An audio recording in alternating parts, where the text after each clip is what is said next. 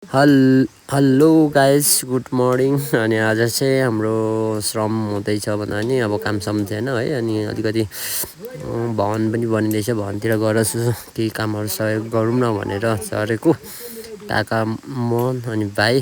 अनि अब ढुङ्गाहरू जस अब चुली हाल्नु बाँकी छ अनि भित्र सोल्डिङ गर्न बाँकी छ अनि प्लास्टर लगभग काम आधा उधी चाहिँ भइसक्यो। भवनहरू एकदम राम्रो बनिँदैछ।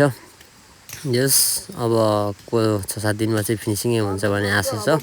तर यस राम्रो छ, राम्रो बन्दैछ। श्रम गर्नुपर्छ, काम गर्नुपर्छ है। म पनि खुद आफै ढुङ्गा फाल्दैछु, बोक्दैछु। अब के गर्नु, आफ्नो ठाउँको आफ्नो गाउँको बाटोघाटो भनौँ न, भवन सहन बनिँदै गर्दा खुसी लाग्छ। अनि जस घाममा यस्तो घाम छ नि, घाम आज। अनि म चाहिँ अब सेफ्टी सहित आइनेको कतै चप्पल चुडेर चप्पल चिप्लेर अनि सानो दुःख पाएको होइन हौ। अनि जस आफ्नो गाउँठाउँमा विकास हुँदैछ, खुसी साथ काम गर्नुपर्छ है सबैजना एकदम। अब युवाहरू मिलेर देश बनाउनु पर्छ भन्ने आन्सर। अब अनि अध्यक्षहरू सचिवहरू चाहिँ उता टिन लिन सदरमुकामतिर जानुभएको छ। अनि जस राम्रो छ, राम्रो बनिँदैछ, सबैजना विकास हुँदैछ भन्ने आशा गर्दै आजको भिडियो यति नै।